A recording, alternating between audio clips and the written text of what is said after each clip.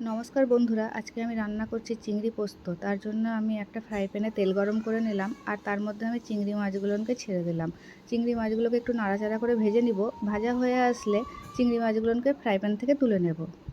এবার আমি মাছ ভাজার সেই তেলের মধ্যে একটু কালো জিরে ফোড়ন দেবো। তারপরে একটা পেঁয়াজ কুচিয়ে রেখেছিলাম, সেই পেঁয়াজ কুচোনাটাকেও অ্যাড করব। পেঁয়াজটাকে একটু গোল্ডেন ব্রাউন করে ভেজে নেব। পেঁয়াজটা ভাজা ভাজা হয়ে আসলে একটা টমেটো কুচিয়ে রেখেছিলাম, সেটাকেও অ্যাড করব। টমেটোটাকে একটু নাড়াচাড়া করে আমি 1 চামচ লঙ্কা বাটা অ্যাড করব। তারপরে সবগুলোকে একটু ভেজে নেব। এবার আমি পরিমাণ মতো লবণ, হলুদ গুঁড়ো ও লঙ্কা গুঁড়ো অ্যাড করব। তারপরে মশলাটাকে একটু ভেজে নেব। মশলাটা যখন ভাজা ভাজা হয়ে আসবে, তখন তার মধ্যে আমি পোস্ত বাটা অ্যাড করে দেব।